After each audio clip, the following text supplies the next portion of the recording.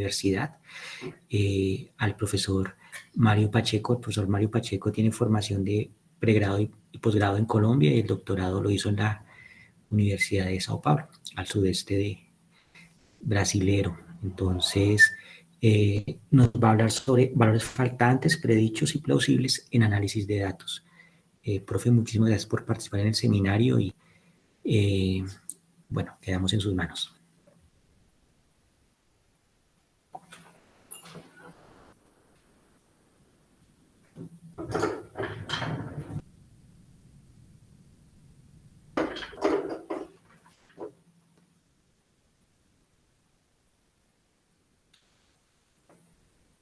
Solo para confirmar, ¿me escuchan bien o hay algún problema con el audio?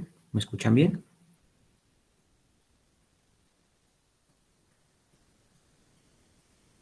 Sí, profesor, te escucho bien. Se escucha bien. Ah, ok. Profe Mario, ¿me escucha bien?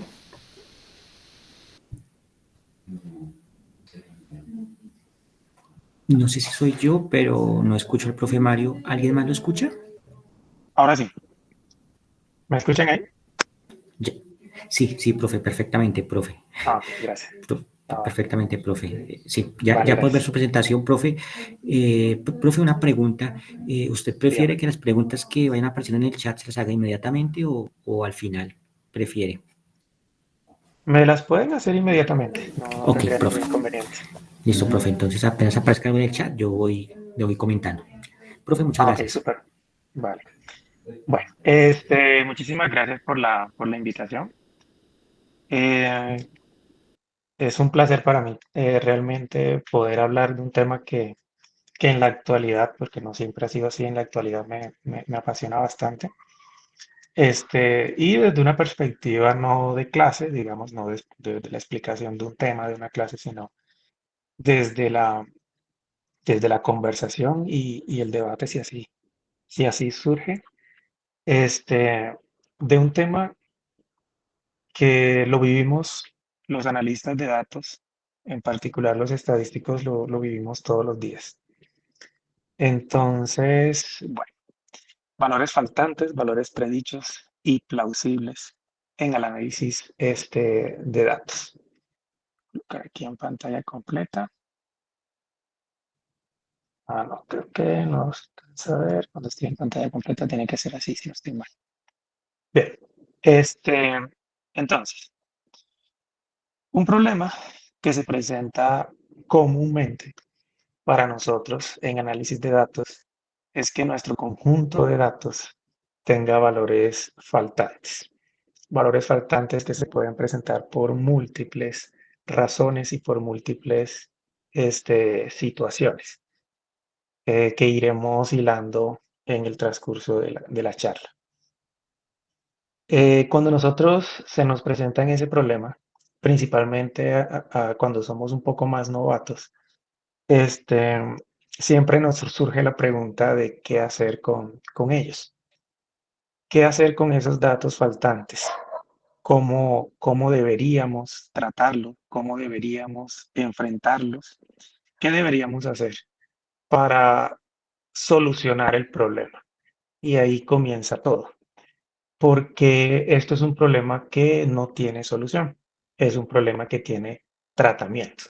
Nosotros podemos hacer o podemos tratar el problema, así como se trata una enfermedad, con con el infortunio de que esta enfermedad no tiene una cura, tiene un tratamiento para disminuir sus efectos, pero lastimosamente no tiene una cura. Al tiempo que al no tener cura y al tener tratamiento, pues debemos ser honestos al final en la entrega de nuestros informes definitivos de análisis, indicando cuál fue la calidad estimada de lo que nosotros realizamos. Porque he escuchado muchas personas, o se escucha comúnmente personas que dicen, no, yo solucioné el problema de datos faltantes de tal y tal manera. Y eso no es cierto, porque no podemos solucionar algo que no debía ocurrir y que obviamente no fue solucionado en su momento.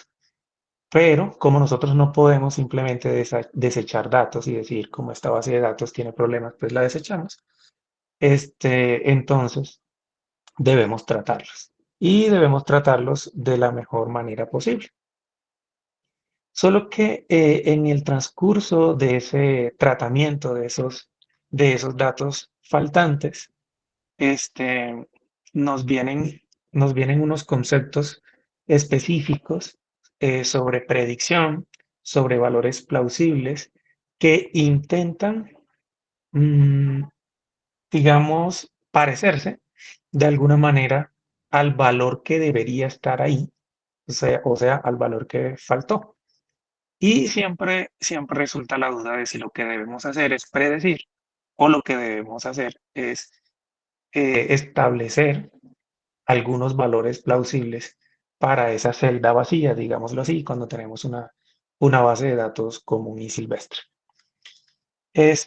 Ahora bien, nosotros debemos saber que cualquier cosa que nosotros hagamos sobre nuestra base de datos o sobre nuestra información, sobre nuestros conjuntos de datos, va a tener un efecto, va a tener una repercusión. Y esa repercusión es sobre el análisis de los datos o el análisis de la información. Este, Porque puede cambiarnos, digamos, la perspectiva o los métodos que vamos a aplicar sobre nuestros datos. Digamos que lo más común que nosotros generalmente hacemos en nuestra vida diaria es construir modelos estadísticos, modelos matemáticos sobre alguna variable, como para predecir o intentar predecir la ocurrencia de una enfermedad o intentar predecir si un cliente va a pagar una deuda o no va a pagar una deuda, o incluso predecir si un estudiante va a tener éxito o no va a tener éxito en algún tipo de evaluación o en algún tipo de proceso. Entonces, lo que nosotros hagamos, si predecimos o si asignamos valores plausibles en el tratamiento de nuestros datos faltantes, va a tener una repercusión sobre el análisis y obviamente eso se debería ver reflejado en las medidas de calidad que nosotros reportemos. Y aquí se genera un problema bastante grande o un dilema bastante grande, porque dependiendo de lo que hagamos, si predecimos o asignamos valores plausibles, vamos a poder hacer ciertos cálculos y garantizar ciertas medidas de calidad sobre los análisis que nosotros hayamos realizado. Bien, entonces, tal vez el estadístico, y yo diría que el pensador más grande que hay sobre el análisis estadístico con datos faltantes es el señor Little, que junto con Rubin, que es el estadístico vivo más importante, tal vez, o para muchos, entre ellos desarrollaron toda la teoría, casi toda la teoría de base de lo que hoy conocemos como análisis estadístico de datos con datos faltantes. Little decía, o en algún momento escribió un artículo, la estadística es en esencia un problema de datos faltantes. Por la simple y sencilla razón, yo creo que cualquier analista de datos sabe por qué esta frase, o la entiende perfectamente, porque siempre, o casi siempre, nuestras bases de datos van a tener datos faltantes. Rubin se hace en algún momento una pregunta en uno de sus artículos de investigación y es, ¿cuántos artículos de investigación, por ejemplo, por ejemplo lo coloco yo, por ejemplo, en medicina, se hizo sobre una base de datos que tenía faltantes? Porque muchos pacientes, por ejemplo, abandonan los estudios a mitad de camino, digámoslo así. ¿Cuántas bases de datos tenían datos faltantes? Y los investigadores simplemente tuvieron que ignorar esos datos, tuvieron que ignorar esos registros porque muchas veces no sabían qué hacer con ellos. O porque se considera o se cree muchas veces mal de que pues no hay ningún inconveniente en eliminar individuos de una base de datos.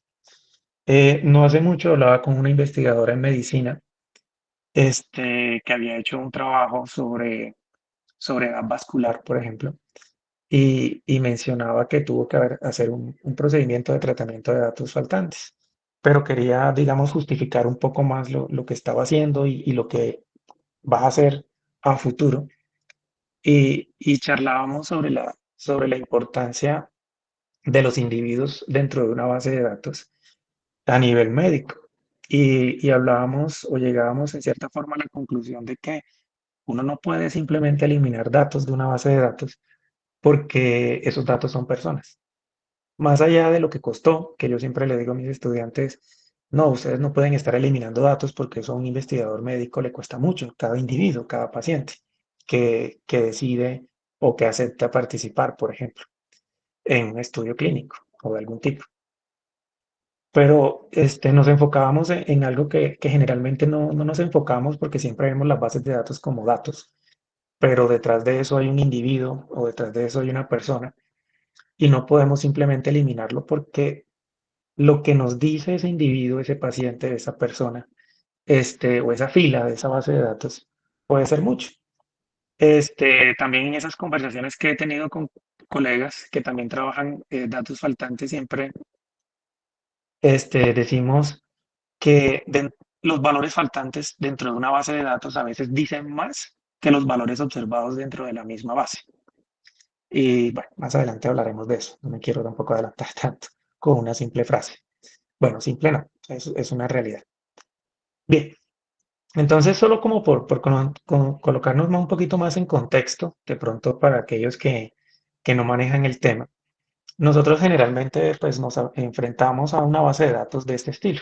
Esta es una base de datos clásica, rectangular, donde cada columna es una variable, cada fila de nuestro archivo, digamos, de Excel es un individuo, en este caso es un paciente, este, o un sujeto, al cual se le hace una medición de ciertas variables. Por ejemplo, esta es una base de datos eh, conocida que trae información sobre mujeres y registra su edad, el número de parejas sexuales que ha tenido hasta el momento, la edad de su primera relación sexual, el número de embarazos previos, si fuma o no fuma, y bueno, tiene una cantidad de variables demográficas, clínicas, paraclínicas, etcétera, y una variable de desenlace, perdón, o una variable de diagnóstico de una enfermedad cualquiera, un tipo de cáncer o algo así.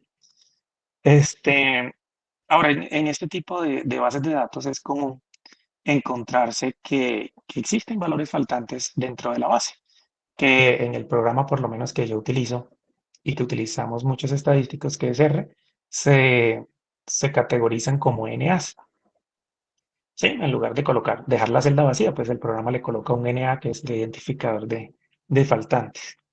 Entonces es muy común que las personas por alguna razón no tengan el registro del número de parejas sexuales, que por algún motivo no tengan la edad o no reporten la edad de inicio de sus relaciones sexuales o no reporten el número de embarazos o no reporten por alguna razón si fuman o no fuman.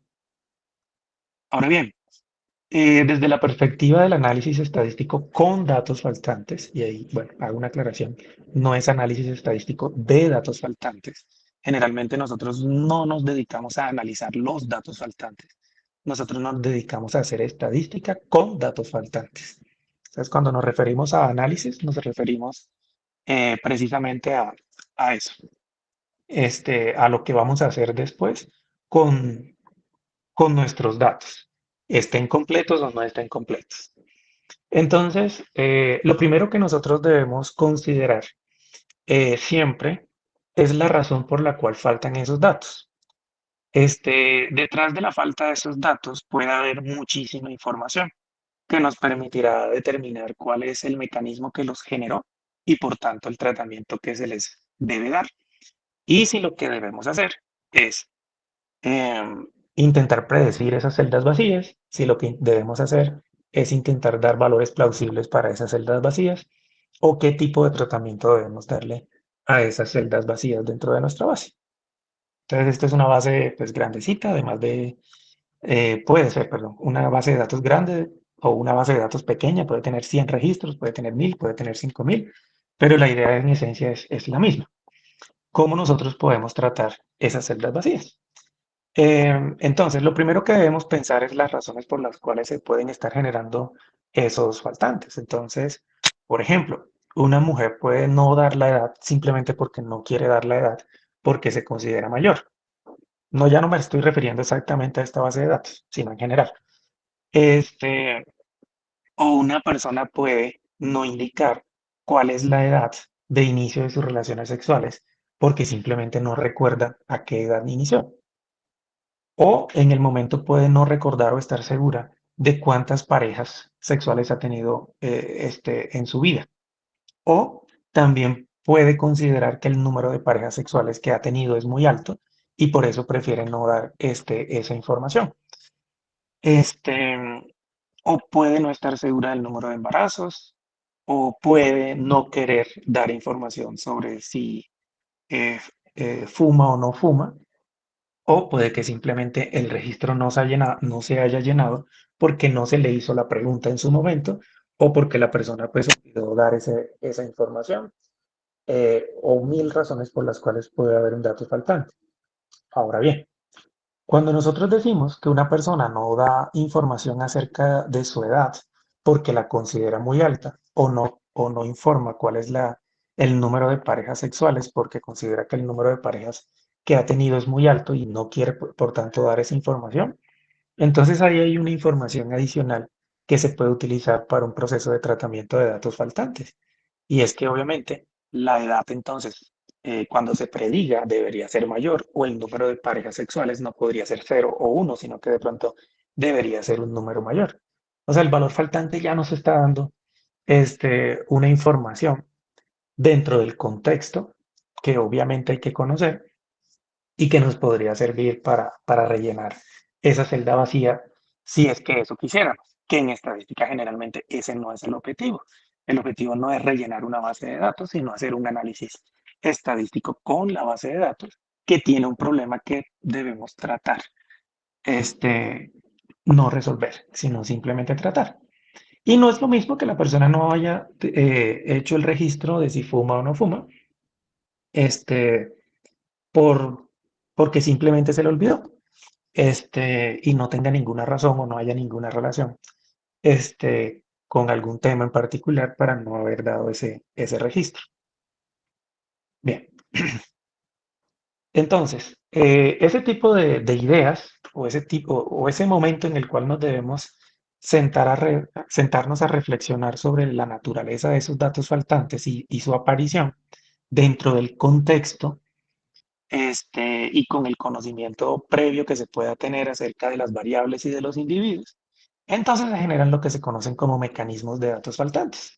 Entonces encontramos en la literatura por lo menos tres mecanismos generales de datos, generadores de datos faltantes, que son los completamente aleatorios, los aleatorios y los no aleatorios, que es mejor buscarlos en inglés porque generalmente en español la literatura no es tan de buena calidad. Entonces, se dice que el mecanismo que está generando los datos faltantes es completamente aleatorio cuando no hay una razón, digámoslo así, subyacente que esté generando el faltante. Cuando el faltante es por azar, que simplemente se olvidó de llenar un registro, que por alguna razón externa, física, por ejemplo, no se pudo hacer el registro de la información pero que no sigue esa falta de ese dato, digámoslo así, no, no se puede colocar en correspondencia o en dependencia de otras variables. O sea, no depende de cuál es el sexo de la persona o no depende de cuál era el valor que habría tomado la variable. O sea, no depende de que porque la persona tenía mayor edad o menor edad o porque la persona había tenido muchas parejas sexuales y por eso no quiere decir la información. Ahora bien, también puede ocurrir un mecanismo aleatorio en el cual se dice que el valor faltante depende de otras variables, no de la variable misma. Obviamente otras variables observadas. Siempre coloco un ejemplo personal Y es que, por ejemplo, en mi familia, las mujeres, las mamás, para ser más específicos, no dicen su propia edad ni dicen la edad de sus hijos cuando la preguntan. Nunca la han dicho, nunca he entendido por qué, pero así es. Entonces uno dice, ok, entonces el problema de la edad no es la edad misma, sino una variable externa, pero que puede estar dentro del análisis. O sea, casi siempre el sexo es una variable dentro del análisis o dentro de nuestra base de datos. Y ese sexo podría estar generando o teniendo una relación con el valor faltante en otra variable. Entonces, en esos casos decimos que el faltante es aleatorio, cuando podemos hacer una correspondencia entre el faltante de nuestra variable de interés y el resto de variables dentro de nuestra base de datos. Y existen otros datos faltantes que se denominan no aleatorios o un mecanismo de datos faltantes no aleatorios, que es un poco más complejo.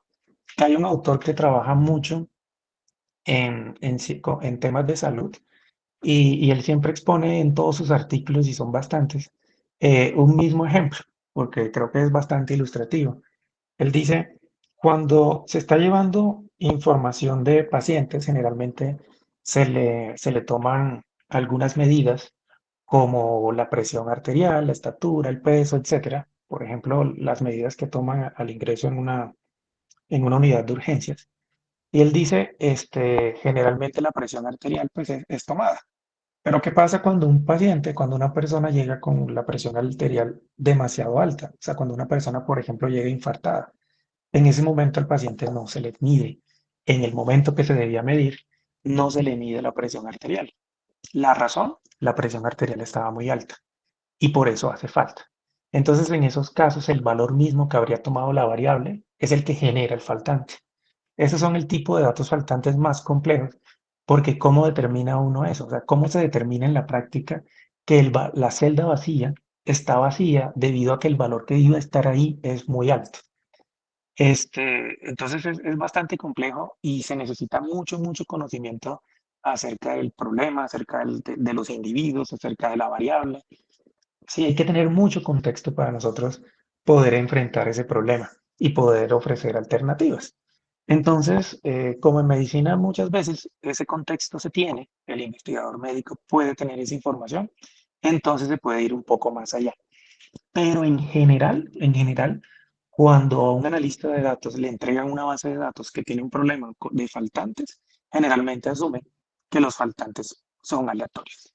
Y ya se ha demostrado que ese supuesto puede funcionar en completamente aleatorios, en aleatorios y en no aleatorios, porque de hecho se aconseja que si los faltantes son completamente aleatorios, no sean tratados como tal, porque las herramientas de tratamiento de datos faltantes completamente aleatorios son muy malas y generalmente no funcionan ni siquiera con los mismos datos completamente aleatorios. Entonces se sugiere que se utilicen métodos para datos aleatorios.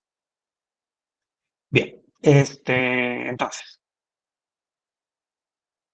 ¿qué tipos de tratamientos se ofrecen en la literatura? Pues hay infinidad de métodos. Solamente vamos aquí a mencionarlos de forma general y solo cuatro, porque hay más. Y nos vamos a enfocar en uno solo, que es el que hace referencia a, como les decía, como dice el título de la presentación, valores plausibles y valores predichos. Entonces, está el caso del análisis de casos completos, que ya lo mencioné, de hecho.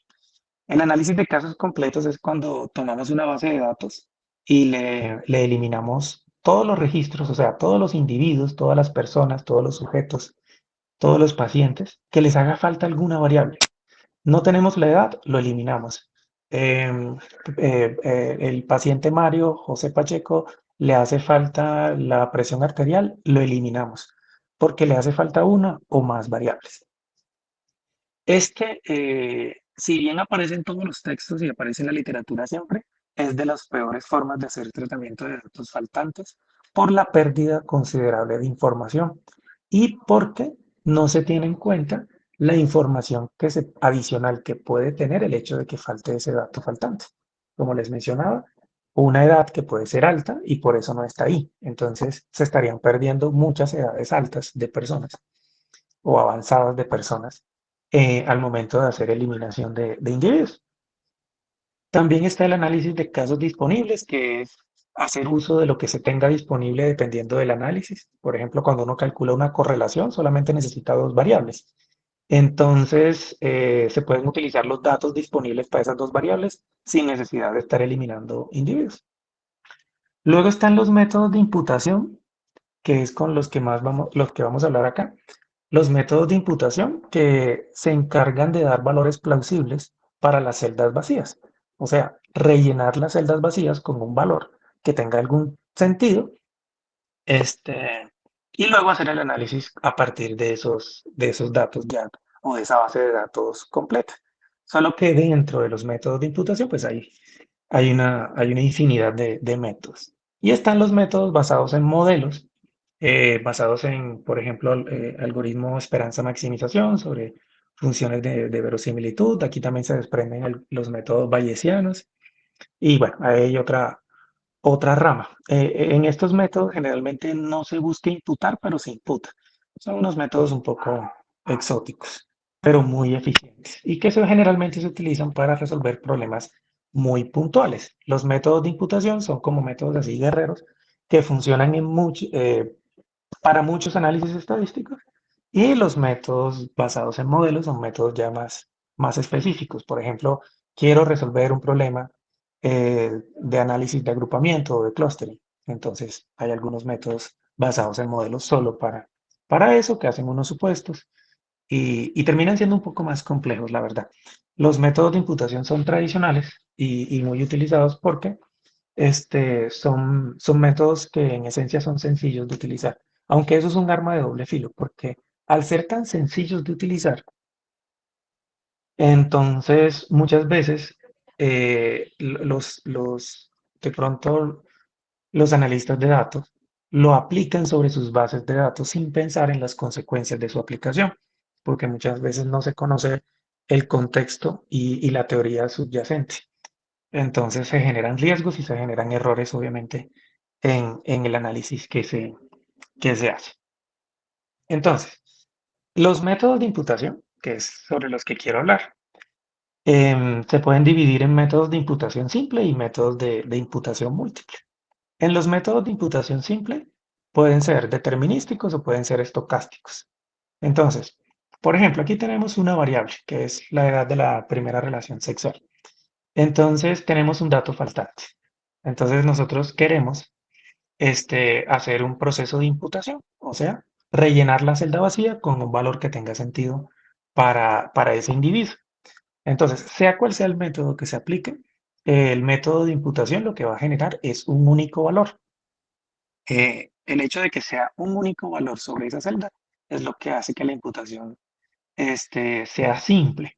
Ahora bien, si nosotros generamos un modelo, por ejemplo, para establecer este valor, y cada vez que nosotros generemos ese modelo, el resultado es el mismo, entonces se dice que la imputación es determinística.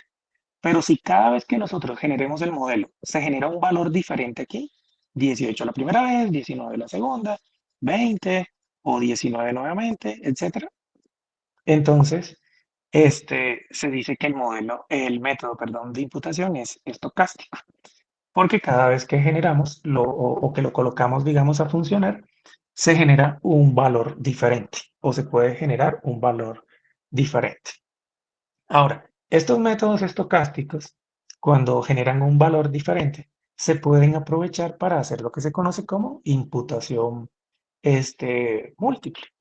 En la imputación múltiple no vamos a tener un único posible valor para nuestra variable y nuestro individuo que le hace falta algo, sino que vamos a tener una secuencia o un conjunto de varios valores plausibles o varias predicciones. Y ahí es donde entra el concepto de qué es lo que realmente debemos hacer. En el sentido estricto, todos los métodos de imputación generan valores plausibles, no generan predicciones. Entonces, muchas veces se acercan donde mí y me dicen, profe, tengo esta base de datos y quiero predecir estos valores faltantes. Entonces, la primera corrección es, no se hace predicción de los valores faltantes, se hace asignación de valores plausibles. ¿Por qué? Porque resulta que cuando nosotros hacemos predicciones, estamos buscando o estamos intentando encontrar el valor el valor más adecuado que debería estar en esa celda vacía.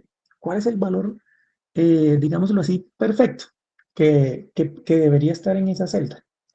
Cuando nosotros hacemos imputación no buscamos eso, buscamos es generar valores plausibles. Por ejemplo, si nosotros estamos intentando imputar la edad de estudiantes universitarios, ¿sí? De estudiantes de la Universidad del Bosque, nosotros podríamos decir, ok, vamos a imputar estas edades. Podemos intentar predecir la edad de un estudiante de matemáticas, de un estudiante de estadística de tercer semestre, y de pronto la edad es, no sé, 20 años. Pero la pregunta es, ¿y no podría ser 19? ¿No podría ser 18? ¿No podría ser 22? ¿O incluso 30? ¿O incluso 35? Todos esos son valores plausibles, unos con mayor probabilidad que otros, tal vez, pero todos son valores plausibles para un individuo. Obviamente que si nosotros tenemos, entre más tengamos información, el valor plausible pues va a ser, entre comillas, más adecuado. Si nosotros tenemos el sexo, si nosotros tenemos el estado civil, si nosotros tenemos, ¿sí?, cualquier otra variable que nos pueda servir, si estudió en otra universidad o otro programa previamente, si está por doble titulación, toda esa información nos puede servir para generar valores plausibles, más adecuados, ¿sí? Pero nosotros vamos a necesitar generar valores plausibles por una simple y sencilla razón.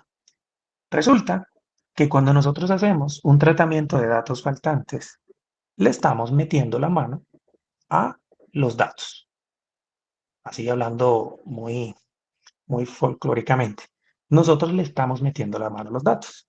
Y en estadística sabemos que cada vez que nosotros le metemos la mano a los datos, se genera un error. Y para nosotros en estadística poder medir un error, tenemos que calcular una varianza. Y para calcular una varianza se necesita más de un dato. Es imposible calcular la calidad de, perdón, el efecto, no la calidad, el efecto de haberle metido la mano a los datos en el análisis estadístico que estamos desarrollando. Es imposible hacerlo si no tenemos más de un dato. Por eso, los métodos de imputación múltiple son los adecuados, son los que recomiendan los que saben, digamos, o sea, por ejemplo, Little, por ejemplo, Rubin, para poder medir el efecto de haber hecho un tratamiento de datos faltantes, para no decir meterle la mano a los datos. Entonces, nosotros necesitamos necesariamente medir el efecto de lo que acabamos de hacer, pero el efecto ¿a dónde? El efecto en el análisis. Que nosotros íbamos a hacer un modelo de regresión. Ok, haga una imputación múltiple de valores plausibles y así podrá usted medir el efecto de haber hecho ese tratamiento. Ahora, la culpa no es solo del tratamiento, la culpa es de que la base de datos tiene problemas y muchas veces eso no es culpa de nadie, ni de nosotros, ni del dueño de los datos, es simplemente que así funciona la vida, así funcionan los datos y las bases de datos no son perfectas. Yo siempre digo que el día que sean perfectas, pues perdemos el trabajo. Entonces, eh, de eso se trata la imputación múltiple. Ahora, ¿de qué manera se consiguen esos valores plausibles? Pues bueno, hay una gran cantidad de métodos, muchos de ellos recogidos sobre un algoritmo famoso que es el algoritmo MAIS y que tiene, por ejemplo, en el software R una librería que es muy completa y que tiene una gran cantidad de métodos y que se le pueden incluir métodos propios también, este, y que hacen ese proceso de imputación o ese proceso de generación de valores plausibles sobre una celda vacía. Bien, ahora, entrando un poco más en la discusión o entrando un poco más en el detalle, Van Buren, que es tal vez Actualmente el investigador que más se ha dedicado a generar, digamos, nuevos, nuevos métodos de imputación de datos o nuevas metodologías para los algoritmos de imputación y que tiene un texto y que tiene la librería Mais. Él fue el que desarrolló la librería Mais en R, que es una librería pues gigantesca. Pues no lo hizo solo, pero digamos que él es la cara más visible ahí. Él dice, imputación no es predicción. Es un capítulo completo del texto. Imputación no es predicción. ¿Y por qué no es predicción? Porque con predicción no podríamos medir los efectos de haber hecho un proceso de imputación.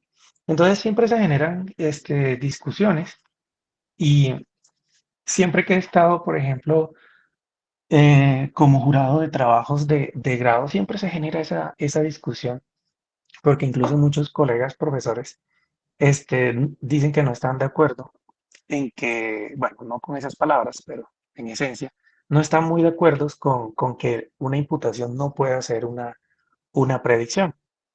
Pero es que la razón es muy clara.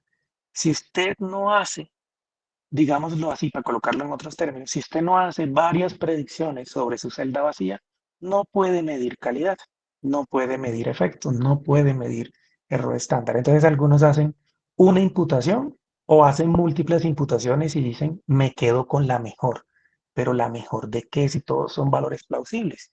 No hay mejor valor. ¿Por qué no hay mejor valor? Porque no hay manera de medir si el valor es mejor o no. Si a mí me falta la edad, usted puede utilizar el modelo que quiera, pero usted nunca va a saber cuál es mi edad.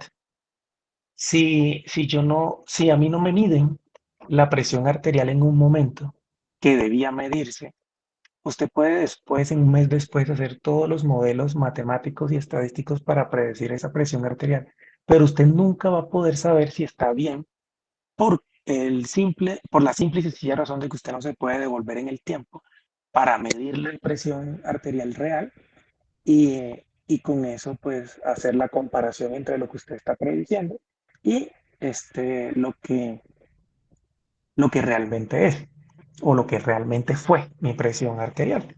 Y dado que usted no puede hacer eso, entonces la única forma de medir el efecto de hacer ese tipo de predicciones es teniendo varias predicciones que al ser varias o al variar, digámoslo así, ya dejan de llamarse predicciones y pasan a llamarse valores plausibles para mi edad o valores plausibles mi presión, para mi presión arterial. Entonces, valores predichos versus valores plausibles, así como para tener una definición un poco más formal. Esta definición se la pedí a ChatGPT, de hecho, para que quedara más bonita de lo que yo estaba pensando. Un valor predicho es una estimación o un pronóstico de un valor basado en un modelo estadístico o incluso matemático o de algún tipo. Pero al final de cuentas es una estimación o un pronóstico. Entonces, cuando nosotros decimos que es, por ejemplo, una estimación, yo siempre hago la pregunta. Si tú estás prediciendo la edad, si tú estás prediciendo el valor que debería estar en una celda vacía, si tú estás haciendo esa estimación, ¿cuál es el error de esa estimación? Porque resulta que en estadística siempre que decimos estimación o pronóstico, debajo del brazo debe venir un error. Y generalmente empiezan a darme, bueno, o empiezan a dar justificaciones para haberlo hecho, porque escogieron la mejor base de datos, etcétera. E incluso mi pregunta está mal formulada, pero es simplemente por molestar, porque realmente uno no debe ni siquiera, no necesita ni siquiera medir el error de estimación de esa celda vacía. Uno debe medir es el efecto sobre el análisis, porque a nadie le interesa si la base de datos está completa o no. Lo digo desde mi perspectiva de estadístico, a mis clientes no les interesa si la base de datos está completa o no. Ellos saben si está completa o no. Ellos lo que les interesa es hacer un análisis, saber si un tratamiento contra una enfermedad está teniendo un efecto significativo. Eso es lo que ellos realmente quieren saber. A ellos no les interesa si el valor predicho sobre la celda vacía es el más adecuado o no es el más adecuado. Ellos lo que quieren saber es si existe realmente un efecto significativo de un tratamiento sobre una enfermedad. Y lo que nosotros deberíamos darle como analistas de datos es una respuesta a esa pregunta, con una medida de calidad asociada. Ahora, un valor plausible es un valor que en un contexto específico se considera creíble, razonable o factible. Y generalmente los métodos de pronóstico o de predicción dan valores plausibles o factibles. Y lo único que debemos hacer es que sean aleatorios o que sean estocásticos para que podamos generar varios valores sobre la misma celda vacía. Por eso dentro de los métodos de imputación múltiple, pues hay métodos para variables cuantitativas, métodos para variables binarias, métodos para variables multinomiales, métodos para variables ordinales, o sea, para diferentes tipos de variables, variables numéricas, variables como si fumo o no fumo, o variables para me siento bien, regular, mal. Existen diferentes métodos. Estos son los básicos o los que vienen generalmente por defecto en las funciones, en los programas estadísticos.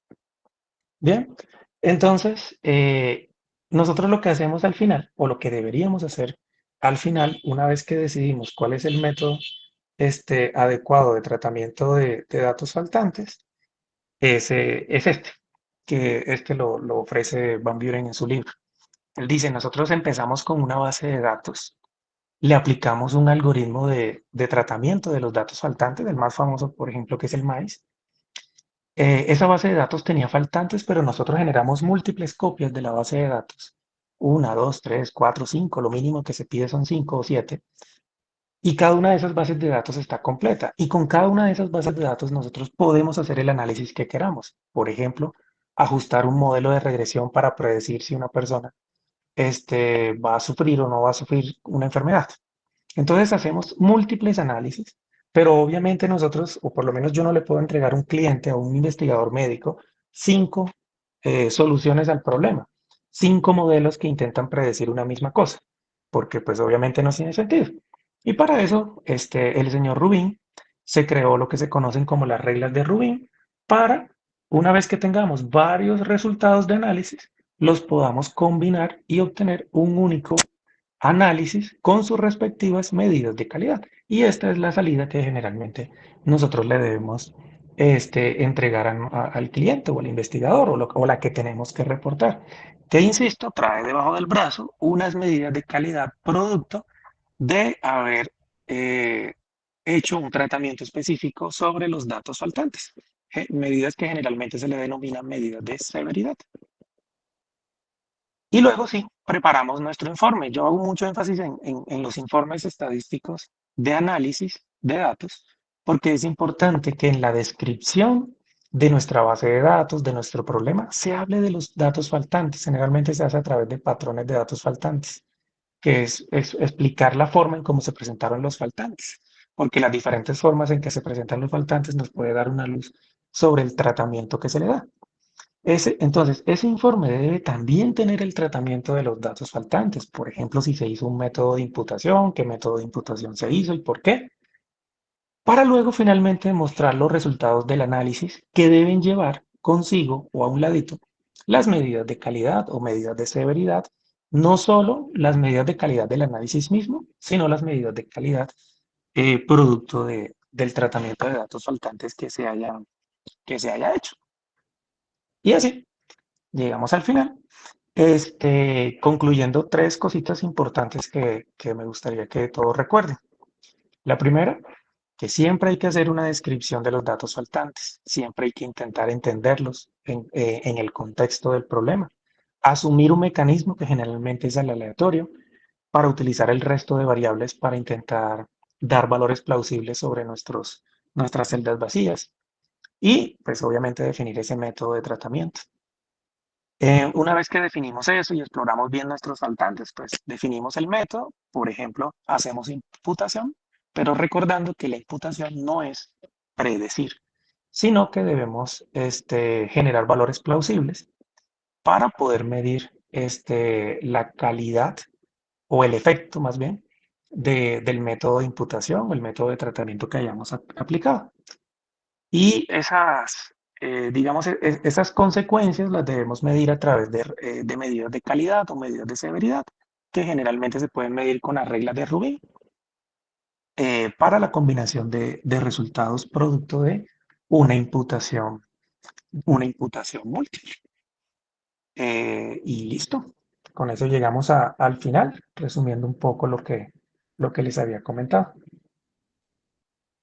Creo que ahí me gasté el tiempo exacto que me dijeron. Si tienen alguna pregunta, pues. Claro, profe Mario. Profe Mario, muchas gracias. Muy bonita la plática, muy ilustrativa, muy actual.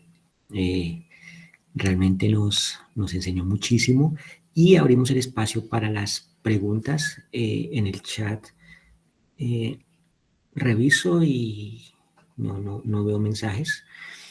Entonces, bueno, ¿alguien tiene alguna pregunta para el profesor Mario?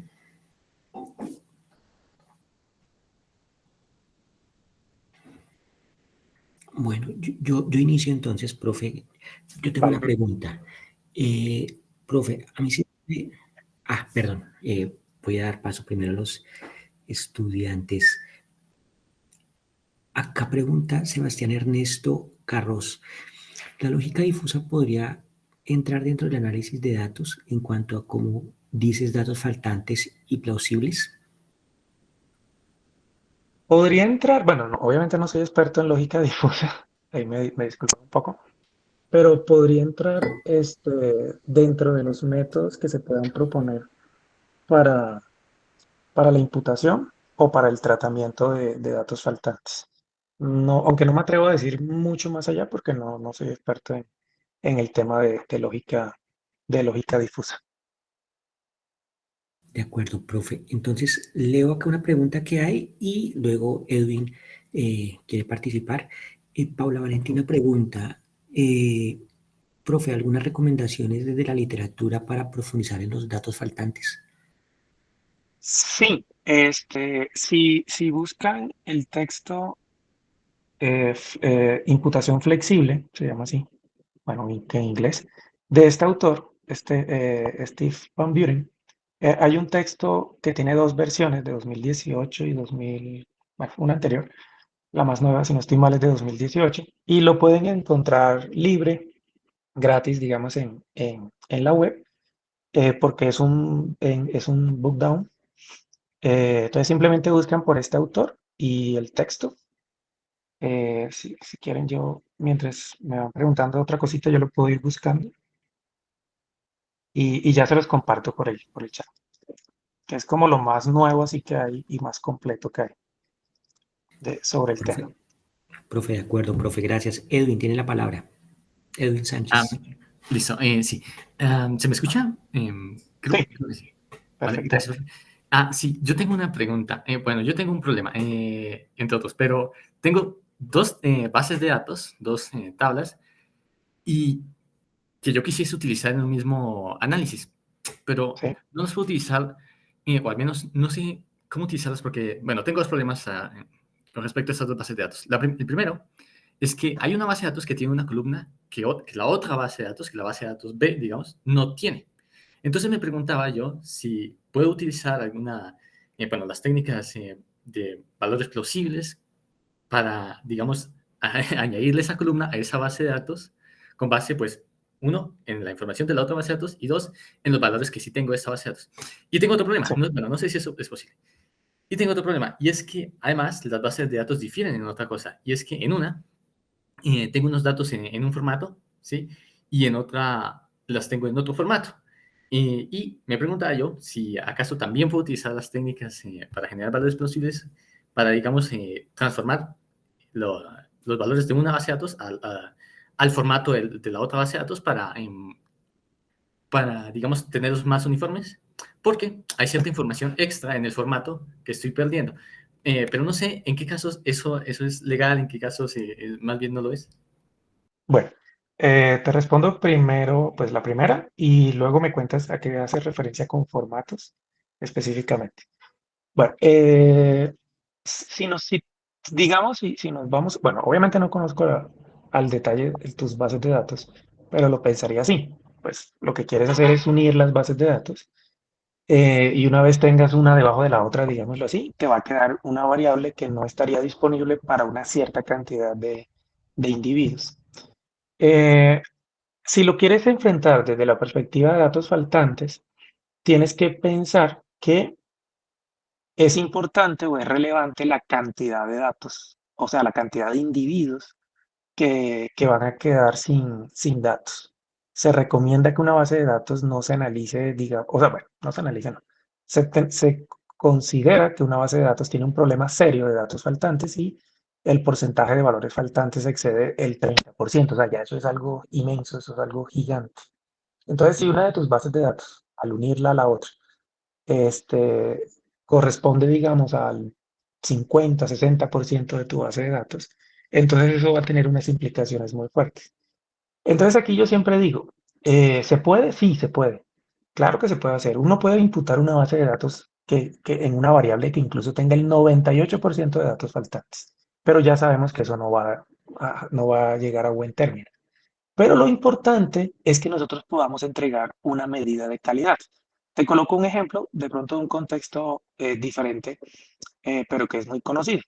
Cuando se hacen estudios por muestreo probabilístico, por ejemplo, eh, las, eh, las mal llamadas encuestas de intención de votos o electorales, en donde se empieza a entregar resultados de cuál es el porcentaje de personas que se espera voten por cierto candidato.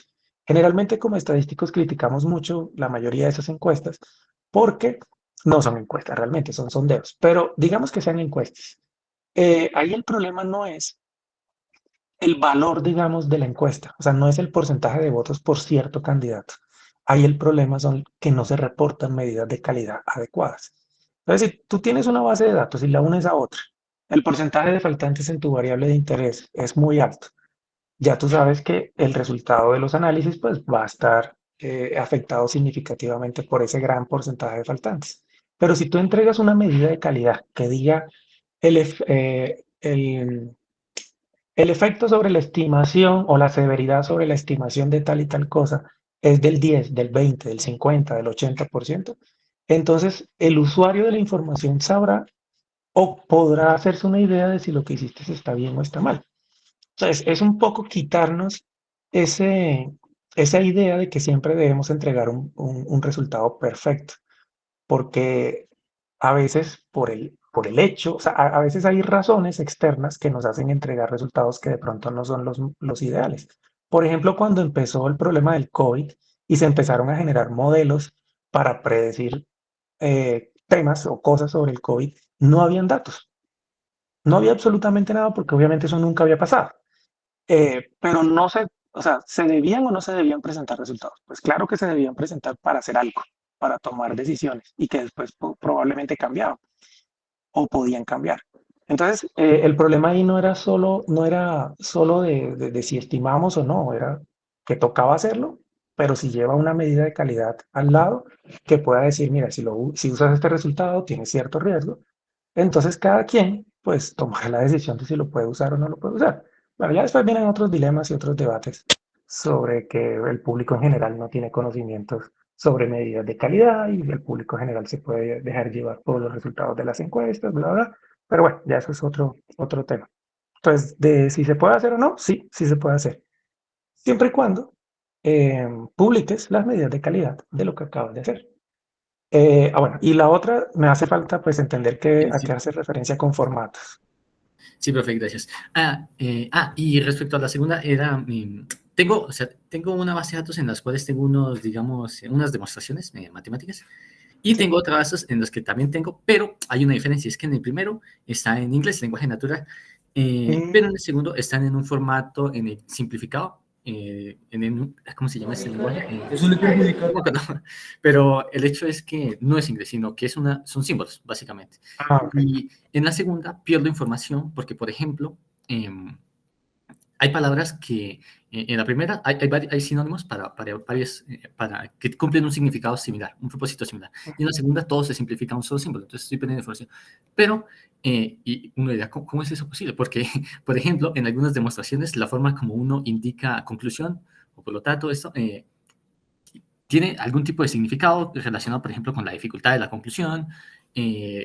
con qué tan fácil es ver eso. Entonces, por un lado, la segunda base de datos tengo una especie de menos información y yo me preguntaba si podía más bien transformarla al formato de la primera, que es simplemente inglés. No sé, Sumo, ¿qué Bueno, opinas? Así. bueno, así con la información que me estás dando, me puedo equivocar obviamente, pero lo primero que se me ocurre es lo siguiente. Generalmente cuando uno tiene una variable que está medida sobre unos individuos y la variable no está en, digamos, la misma escala, lo que nosotros pensamos es estandarizarla. Y no me refiero a la estandarización X menos X barra sobre sigma, no me refiero a eso, sino de alguna manera estandarizarla, por ejemplo, pasarla a una tasa, para que sea comparable y para que sea homogénea. Y eso podría ser una solución, si es posible, pero no sé.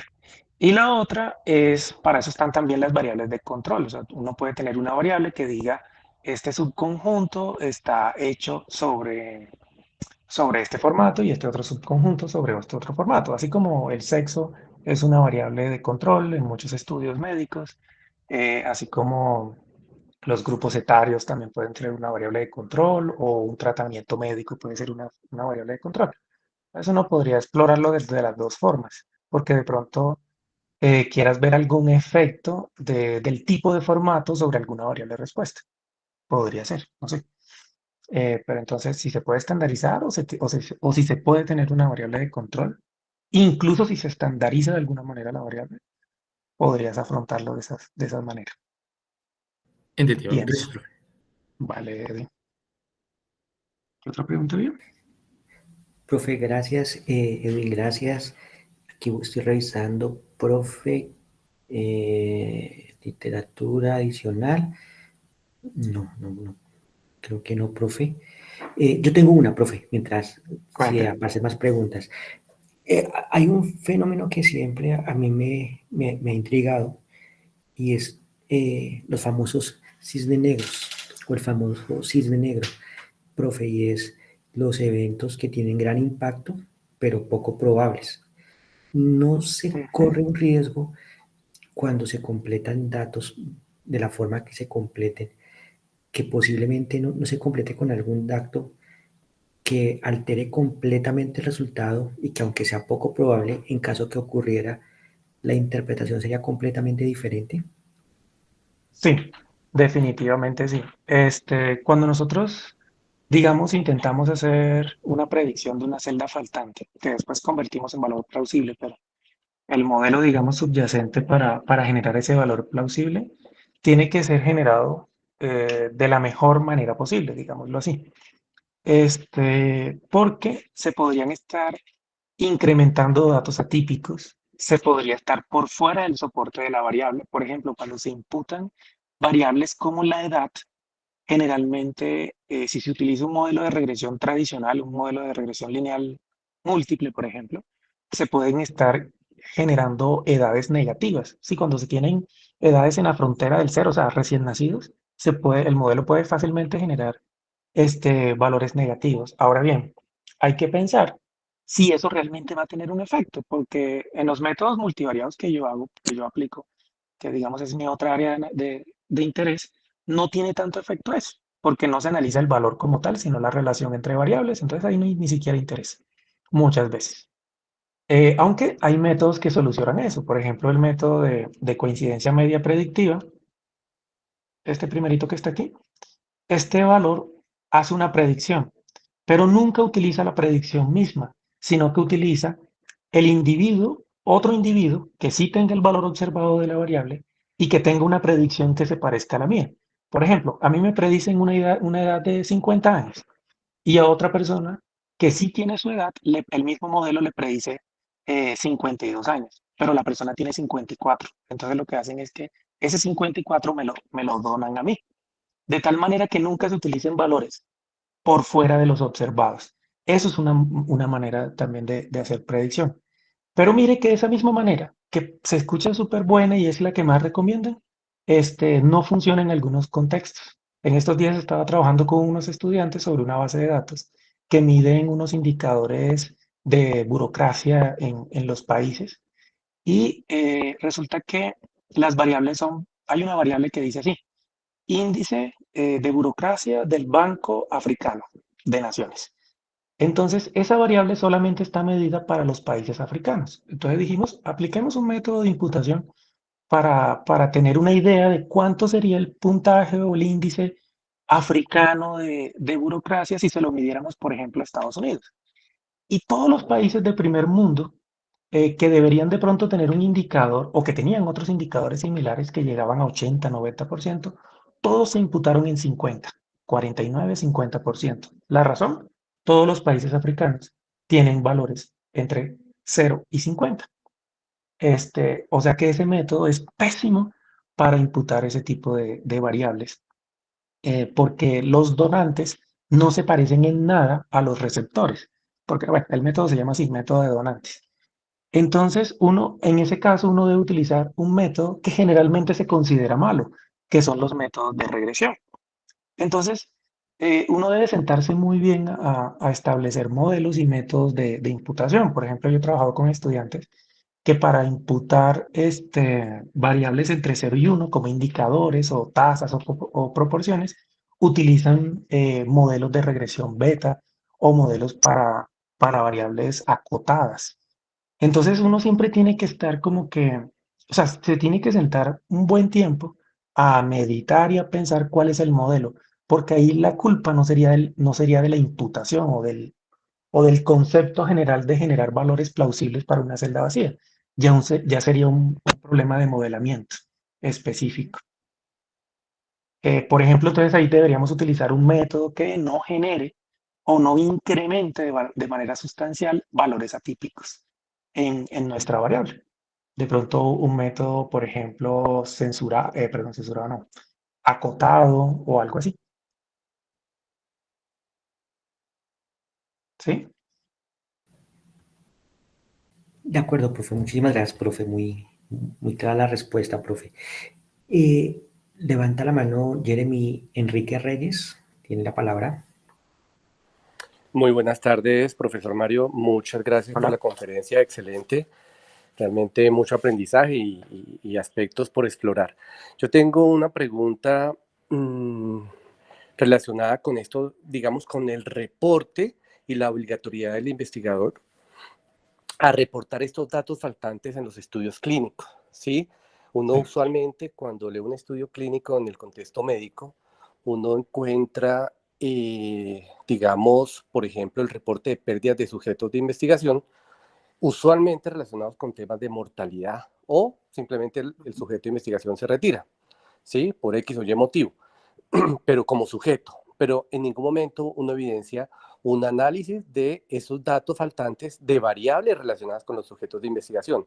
Entonces, pues queda uno preocupado porque, digamos, tras bambalinas, el que lee, el que está detrás del estudio, el que está, digamos, revisando el estudio, en ningún momento tiene presente cómo se manejaron los datos y si hubo un tratamiento de datos como usted lo comenta.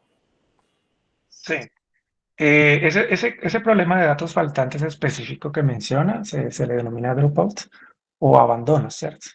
Y genera censuras, porque a veces ese paciente, digámoslo así, ese sujeto, que tiene que hacer en un análisis en el tiempo, entonces el sujeto se le mide algún tipo de variables luego de un tratamiento, entonces se le mide el primer día, al primer mes, a los 3 meses, a los 5 meses, por ejemplo, en esos tratamientos o esos seguimientos que se hacen sobre pacientes que les hacen cirugías bariátricas, que les hacen seguimientos hasta 7 años.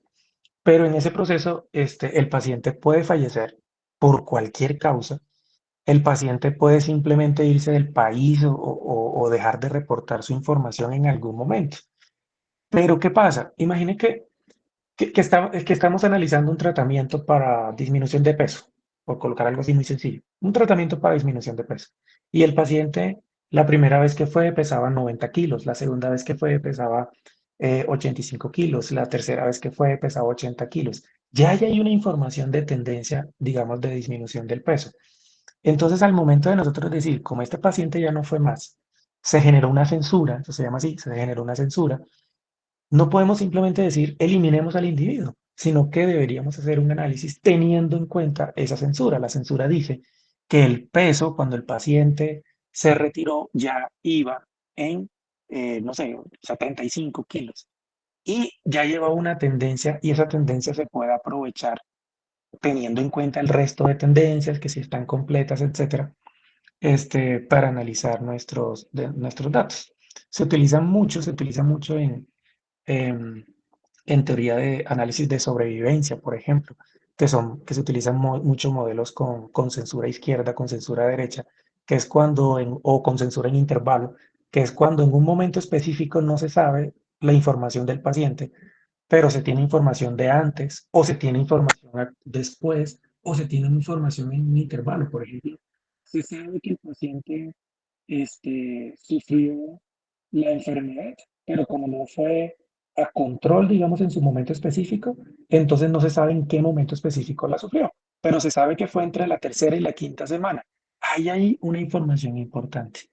Y todo eso se debería reportar y todo eso se debería analizar. O sea, yo sí pienso que es obligatorio, todo lo que nosotros hagamos sobre una base de datos es obligatorio publicarlo. Así sea una simple descripción del problema de datos faltantes que tenemos sobre la base. Eh, porque, porque, como les decía, en esa información faltante puede haber incluso más información que dentro de la base de datos misma. ¿Vale?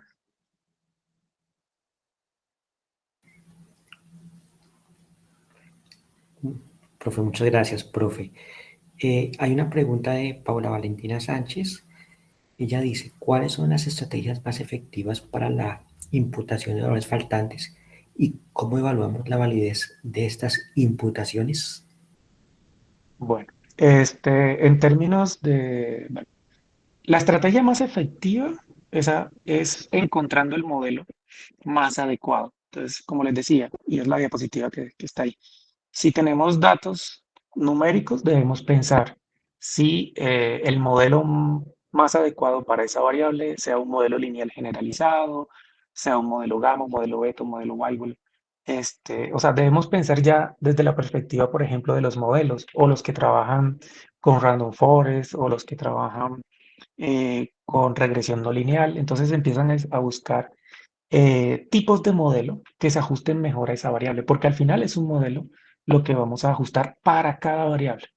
Entonces debemos pensar en un modelo para cada variable. Y lo que va a determinar si ese modelo es adecuado o no es el conocimiento que tenemos acerca de la naturaleza de la variable. Por ejemplo, vamos a suponer que la variable que queremos imputar es una variable de conteos, número de células de glóbulos rojos. Entonces, eso es una variable de conteo. Entonces uno dice, bueno, si la varianza es constante, puede ser un modelo Poisson. Si la varianza no es constante, entonces puede ser un modelo binomial negativo. Pero si tal cosa, entonces mejor este otro modelo. Entonces, eso es lo que va a determinar el mejor modelo. Ahora, la recomendación general o una recomendación general es, por ejemplo, trabajar sobre los algoritmos MAIS. Aquí está el nombre. Los algoritmos MAIS, que no son un método de imputación, sino que recopilan todos esos métodos de imputación que podemos utilizar para cada variable, los optimizan y nos devuelven un conjunto de bases de datos imputadas con valores plausibles, pues que tengan sentido, siempre y cuando hayamos escogido bien o de la mejor manera posible los modelos. Y en términos de cómo evaluarlos, ahí sí les pido que se revisen las reglas de Rubin, que están, por ejemplo, en el texto que les compartí, la dirección web. Las reglas de Rubin, casi todo lo que nosotros hacemos en estimación se basa en máxima verosimilitud y las reglas de Rubin están hechas principalmente bajo estimación de máxima verosimilitud. Y dentro de las reglas de Rubin siempre están las medidas de severidad, que se usan para medir el efecto de los métodos de imputación sobre las estimaciones o ajustes de modelos de regresión principalmente. Esa librería RMAIS, DR, que se llama MAIS, es muy buena para hacer regresión porque ya nos devuelve todo. Nos devuelve estimaciones combinadas, nos devuelve medidas de severidad, nos devuelve todo de acuerdo a las reglas de Rubin actualizadas, porque también han sufrido algunos cambios a lo largo de la historia. ¿De acuerdo?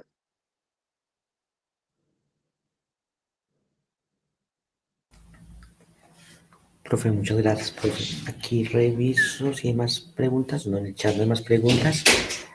¿Alguien tiene alguna pregunta para el profe? Jeremy agradece la información Gracias a y ustedes. bueno, creo que no hay más Profesor preguntas en el Mario, chat. una felicitación por la presentación.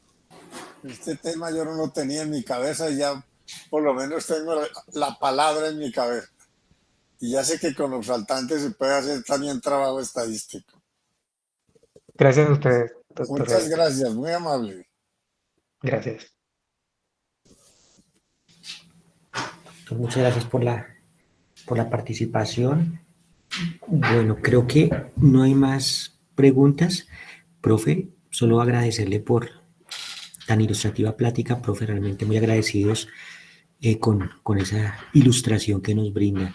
Y a cada uno de los participantes, muchísimas gracias por asistir. Recuerden, todos los martes, 4 de la tarde, acá nuestras discusiones sobre filosofía de la matemática y temas conexos. Muchísimas gracias. Entonces ya está la forma ahí para llenar la asistencia, para que por favor lo hagan en el chat y nos encontramos el siguiente martes. Muchas gracias a todos, particularmente al profe Mario. Muchísimas gracias por la invitación y muchas gracias a todos por escucharme. Profesor Y Andrés, cualquier ¿qué hay cosa, que hacer estamos a la... para anotar la asistencia? Doctor, ¿me puede repetir la pregunta? Perdón. ¿No me entendió? ¿No me expliqué? No le entendí muy bien la pregunta, doctor. Invitan a que certifique la asistencia, Sí, pero no doctor. sé qué hay que hacer. Ok, doctor. En el chat hay una forma que aparece con letra azul. Pica ahí y llena el formato. ¿En el chat? Sí, en el chat. Bueno, ahí está. Estoy en el chat, pero no veo ninguna forma. Sí. Forma